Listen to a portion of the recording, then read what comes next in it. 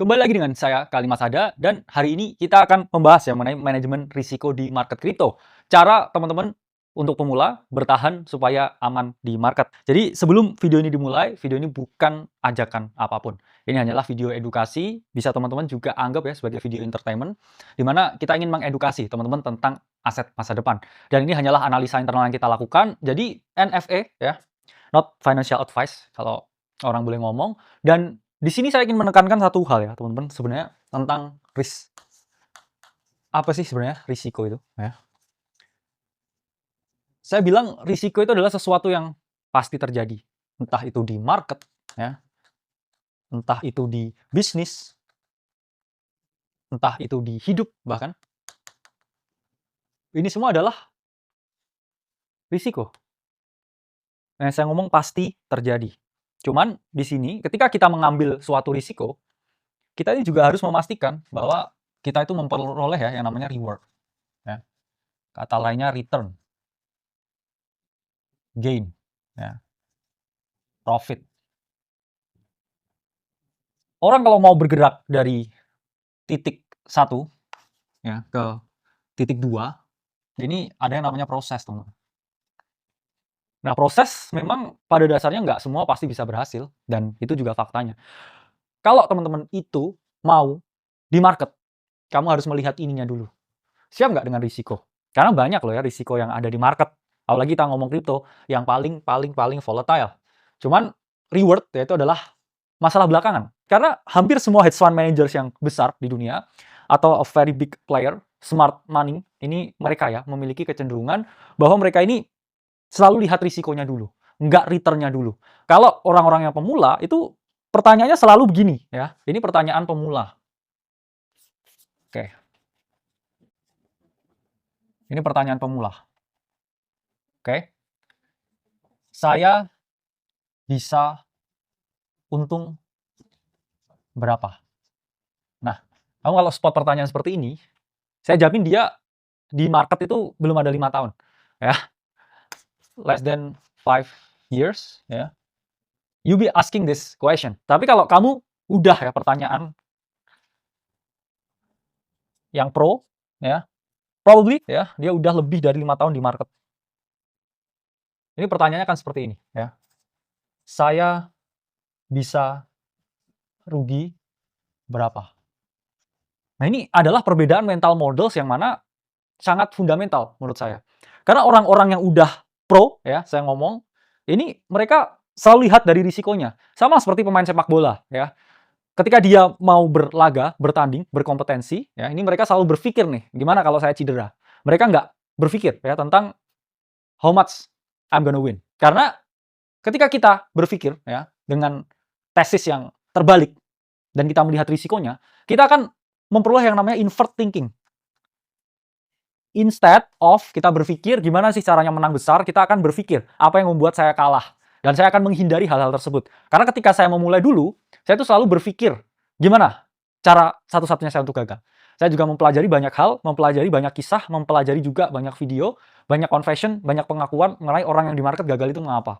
Saya pelajarin tuh, gagal tuh karena overconfidence, oversizing, overtrading, nggak take profit, dan lain sebagainya. Dan itu yang saya pelajari, ya. Jadi ini adalah dua mental model yang harus teman-teman pahami. Orang-orang yang udah lama di market, mereka itu udah sangat terbiasa dengan posisi yang tidak sesuai dengan keinginan mereka. Bahkan teman-teman udah saya jelasin di sini ya, Andreessen Horowitz itu juga menjelaskan dari 2000 ya teman-teman, startup yang dia investasi, it's gonna be for only. Yang mana dia bisa develop, yang mana dia bisa bertahan, yang mana dia bisa tetap jalan. Itu cuma 4 dari 2000. 1996-nya ya, most likely gonna be fail. Jadi teman-teman harus paham dan membiasakan diri dengan yang namanya kegagalan. Karena nggak cuma di market, teman-teman kerja pun, ya, bisnis pun, kamu udah hitung lah, kamu lamar kerja itu udah CV keberapa? Lebih dari 5K kamu udah ditolak tahun ini. That's the same thing with market, ya. That's the same thing. Sama juga dengan bisnis. Kamu udah bisnis berapa kali? Ada 10 kali gagal dari kamu hidup. Kalau kamu hitung-hitung, pasti udah ada ya. Ketika kamu berpikir bahwa, oh orang ini enak nih, dan lain sebagainya. Mungkin orang tersebut udah gagal lebih banyak daripada kalian berpikir untuk mencoba. Ya. Jadi kalian harus tahu, orang yang sukses ya, di tangga kehidupan yang paling atas, they fail. Ya.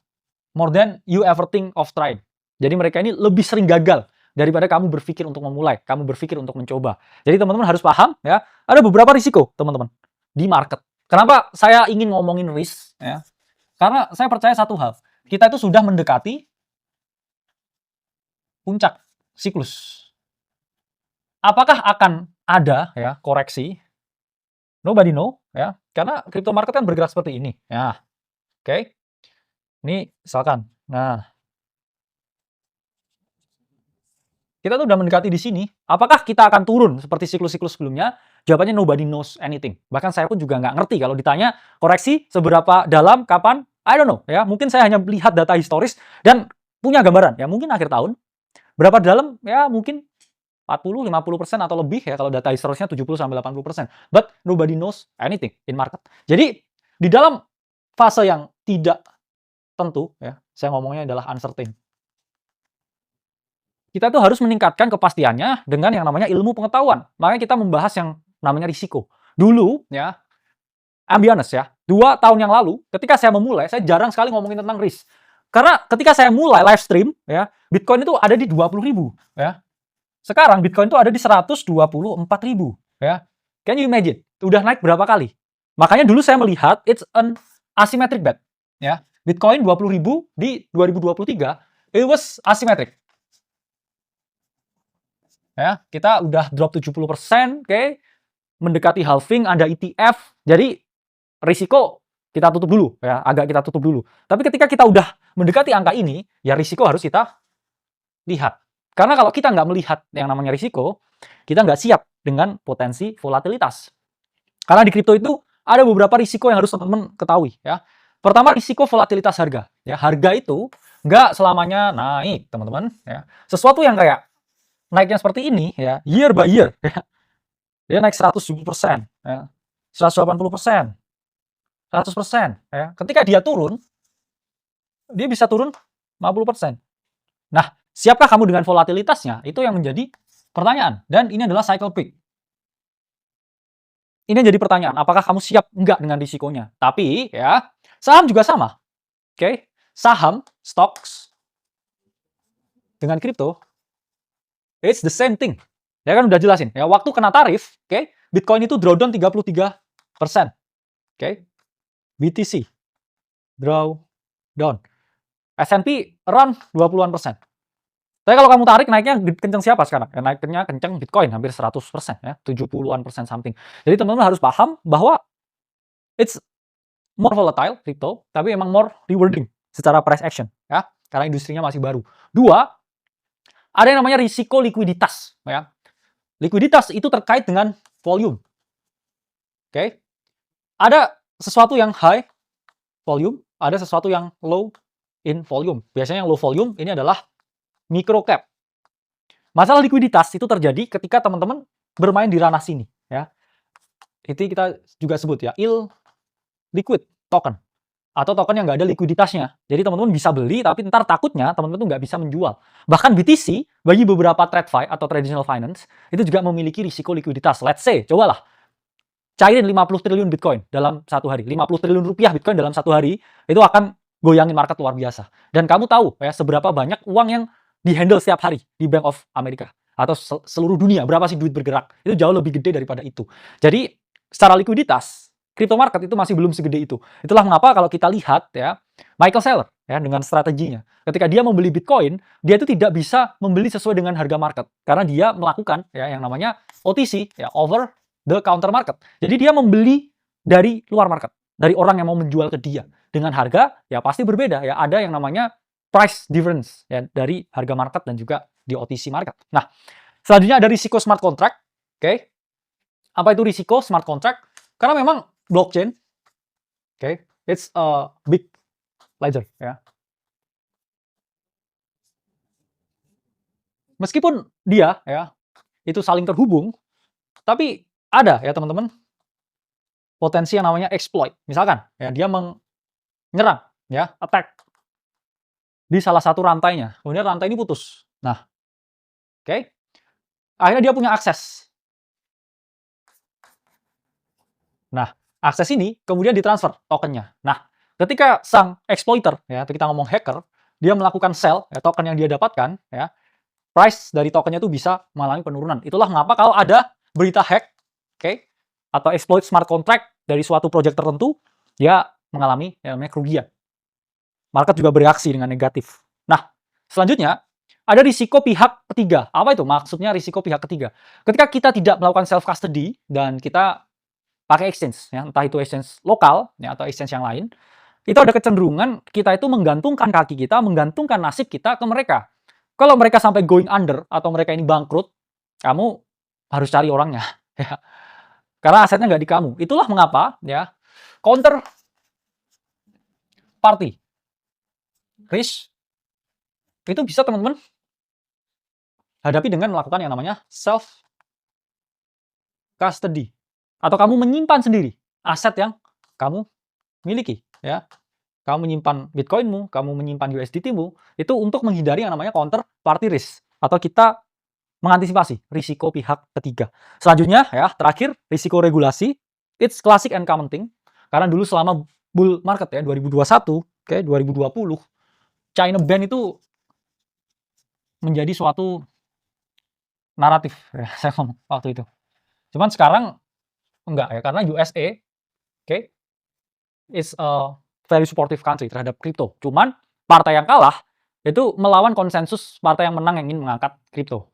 Ya, jadi it's a common thing ya ketika ada pergolakan politik. Cuman apakah saya bullish dengan regulatory yang tinggi? I don't think so. Kenapa? Karena menurut saya kripto is from the people ya, for the people. Jadi regulasi ya itu sifatnya sangat political dan mudah berubah. Jadi bullish ya untuk jangka pendek ya, sentimen. Tapi saya ngomong yang relatif bullish itu sebenarnya ETF waktu itu. Kenapa? ETF itu forcing a demand ya. Forcing a demand di mana dia membuka market baru. Itu jauh lebih bullish daripada politisi berkata apa, daripada politisi punya ide apa. Jadi teman-teman harus lebih hati-hati di situ. Nah, pertama saya ingin membahas mengenai manajemen risiko untuk trader kripto. Di sini saya jelasin ke teman-teman yang mana suka trading ya di kripto, meskipun saya saranin ya, ketika kamu di bull market, fokus dari aktivitasmu itu adalah investing. Ketika di bear market, kamu bisa fokus trading. Kamu mix up keduanya, ya, kamu cenderung fail. Kenapa? Karena ketika bull market, tren itu lebih panjang.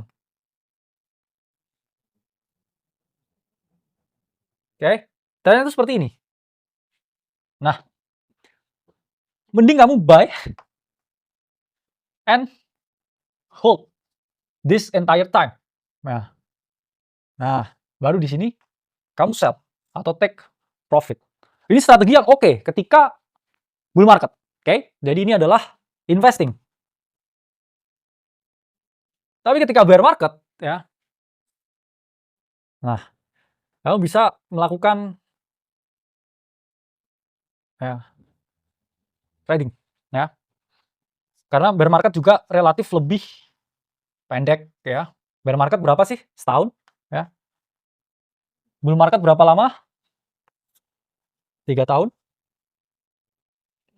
Jadi paling gampang ya gameplaynya itu di bull market ya. Cuman di sini saya menjelaskan apa sih gameplaynya dari para trader ya ketika bear market. Nah, ini rumus sizing ya yang paling basic ya, ukuran posisi, it's the amount of capital you have ya dikali RPT ya, risiko per trade dibagi jarak ke stop loss. Saya akan menjelaskan dulu ya mengenai RPT. RPT itu apa sih? RPT itu adalah jumlah yang kamu risikokan.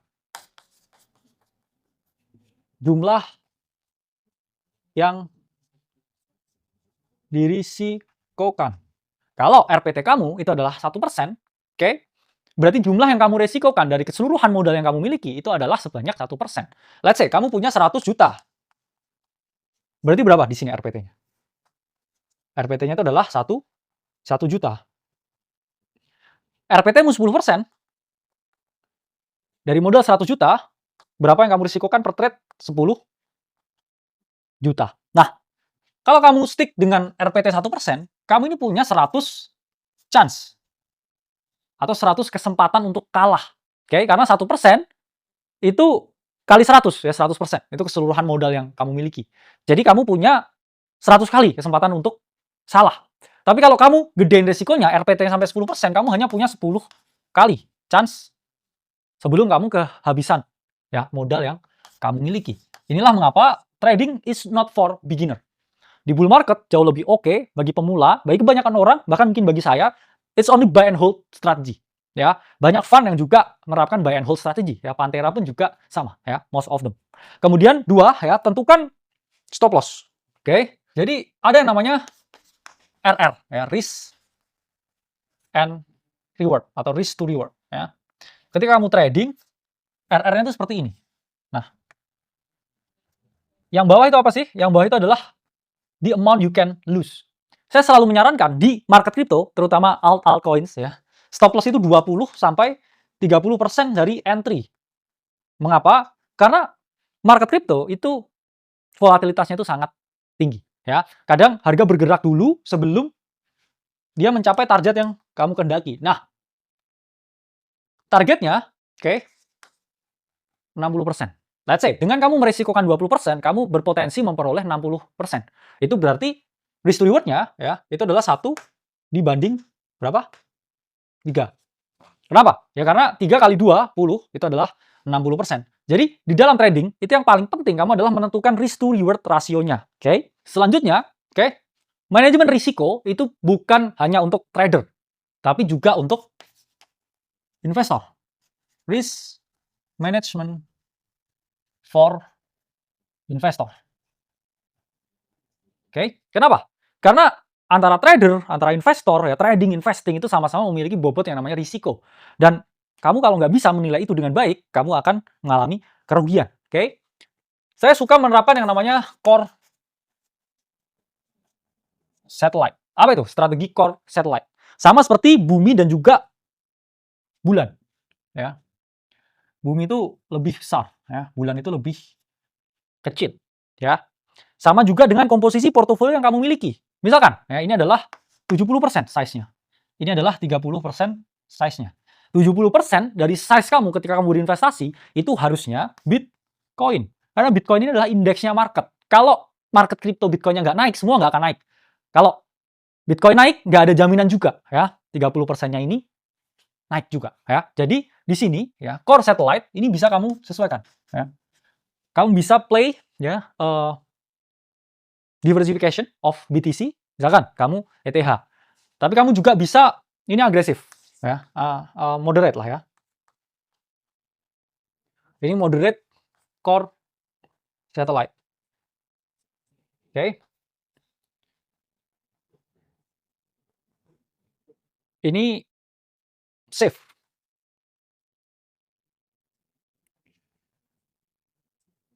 Kalau komposisinya begini.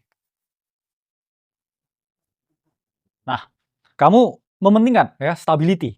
Dan antara Bitcoin ya, Ethereum atau stablecoin yang kamu beli, ini ketika bull market kamu bisa menerapkan metode yang namanya DCA. Meskipun saya tidak terlalu suka ya, nih personally, karena saya bukan orang yang rajin menabung. Saya selalu suka orang yang namanya lump sum ya. Saya memanfaatkan cycle advantage dengan baik. Jadi mending saya sangat agresif di awal ya, saya all in tapi saya tahu itu antara marketnya mau begini ya. Perubahan antara bear dengan potensi bull lagi, ya, ini saya mending beli agresif, ya. Oke, agresif all in dari semua portofolio kriptonya, ya, bukan all in semua harta hidupnya. Kamu bisa aja punya harta hidup 1 miliar, oke? Semua portofolio kripto mungkin 100 juta, 10% dari itu. Saya mending memanfaatkan cycle advantage daripada DCA, ya. Itu approach yang berbeda-beda setiap orang. Saya juga nggak menyalahkan juga, ya, orang yang memiliki pendapat yang berbeda. Nah, selanjutnya, ini pun juga teman-teman bisa mainkan. Oke, instead of 30% ETH, saya mau terdiversifikasi. Saya mau berbagai altcoin ya. 30%-nya misalkan 100 juta, 70 jutanya untuk Bitcoin, 30 jutanya untuk altcoin. Ya, altcoin-nya berbeda-beda. Nah, diversifikasinya ya gimana? Pertama, ada yang namanya narrative diversification. Oke. Contohnya ada 2 narasi yang lagi hot banget ya, yaitu adalah AI dan juga RWA. Oke, kamu misalkan beli koin 2 koin AI, ya 2 koin RWA. Ini adalah narrative diversification. In the same portfolio, okay, kamu memegang koin dengan dua narasi yang berbeda. It's narrative diversification. Nah, selanjutnya ada yang namanya cap diversification. Misalkan, oke, saya hanya mau fokus ke RWA. Nah, RWA ini kan ada banyak. Oke. Ada yang namanya low caps, ada yang namanya mid caps, ada yang namanya big caps. Kamu juga bisa punya ya mindset seperti ini. Artinya apa? Kamu berfokus ke koin RWA, tapi semua kapitalisasi pasarnya kamu ambil. Tentunya dengan 30% dari alokasi yang kamu miliki. Ya, dari 100 juta, 30 jutanya. Ya. Idealnya berarti berapa? Ya, saya ngomong idealnya 1 ya, sampai 5%. Dari kamu punya modal untuk kamu alokasikan ke beberapa altcoin yang kamu mau hold. Nah, selanjutnya, penting juga ya bagi kita untuk melakukan yang namanya time diversification. Artinya apa? Ya, artinya ketika teman-teman melakukan trading di altcoin, di akhir siklus, saya ngomong ya, kamu harus sell all altcoin. Karena apa? Altcoin itu hanya alat untuk spekulasi. Ya, ketika kamu udah memperoleh keuntungan yang signifikan, jual semua altcoinnya. Untuk Bitcoin bisa disisakan beberapa ya sesuai dengan preferensi karena hanya Bitcoin. Ingat teman-teman, hanya Bitcoin yang bisa di hold selama bear market. Oke? Jadi seberapa banyak diversifikasi? Nah, ini ada grafik diversification yang saya buat di mana di sini dijelaskan kalau semakin banyak koin yang kamu ambil, risiko kamu semakin rendah. Cuman juga potensi return-nya itu juga semakin rendah. Karena apa? Karena kamu bagi semuanya. Ya, berbeda dengan ketika kamu hanya berinvestasi di satu koin. Potensi return-nya tinggi, tapi risikonya juga sangat tinggi. Koin itu naik 10 kali, portomu naik 10 kali. Tapi koin itu ke 0, portomu juga 0. Itulah mengapa ya, tapi nolnya harus 30% nih ya. Misalkan kamu dari 70 ke Bitcoin, 30%-nya beli ETH. Ya, ETH ke 0, kamu kehilangan 30%-nya. Itulah mengapa dari 30% ini lebih baik teman-teman investasikan ke 5 sampai 10 ya, idealnya 5. Menurut saya 5 itu risikonya moderate, return-nya juga relatif moderate. Lalu apa? Approach saya di bear market. Ini yang saya lakukan di 2022 dan akan saya lakukan kalau datang lagi bear market. Nah, pertama core satellite bisa digunakan dengan pendekatan di mana teman-teman lebih fokus ya ke stablecoin dan ada komposisi Bitcoin-nya. Oke. Misalkan seperti ini. Nah, ini bear market nih, portofolio bear market. Oke. Biasanya kan selalu 70 30 ya. Ini 30-nya bisa Bitcoin, 30%-nya bisa USDT atau USDC. Ini portofolio untuk bear market. Berbeda loh ya ketika bull market. Bull market beda. Bull market adalah kebalikannya. Oke.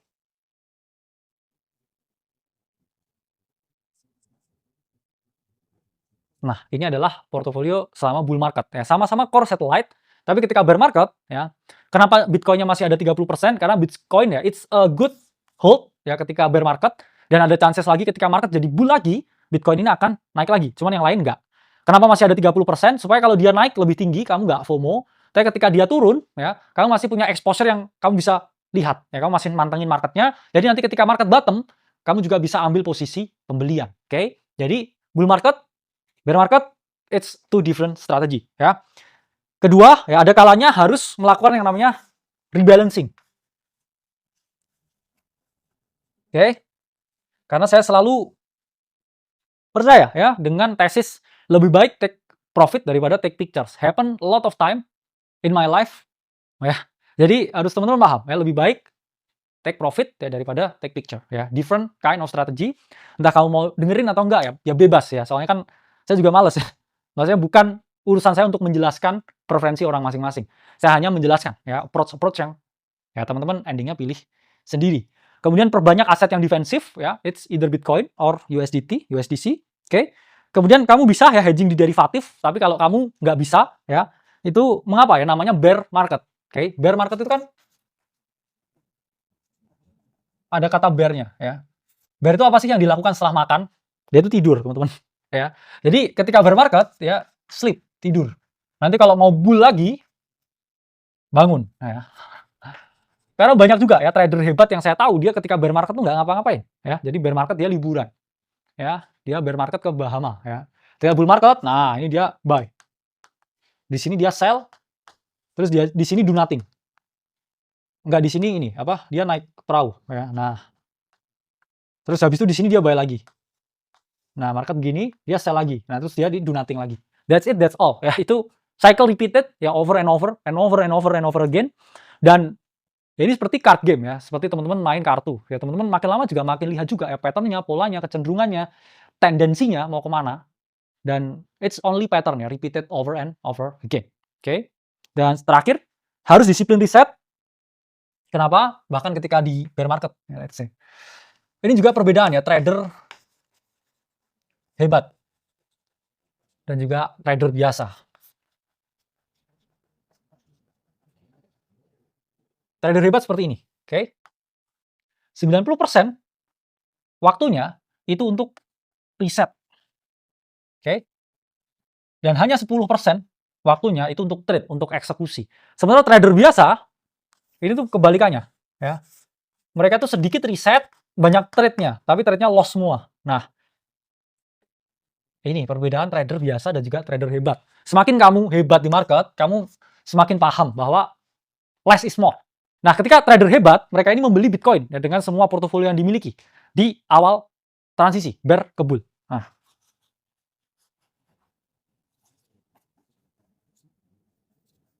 ini trader yang hebat. Terus Bitcoin dari sini 20.000 ke 120. Ya udah, cuan. Ya, do nothing selama ini. Nah, ini trader yang biasa nih, oke? Dari sini trade, ya, di sini trade, di sini trade, terus endingnya portofolionya minus 50%. Sementara kamu kalau hebat, ya kamu beli di bottom cycle, kamu jual di akhir cycle, kamu gain 600%. Nah, ini trader yang hebat. Ngapain dia? 90% riset. Ya.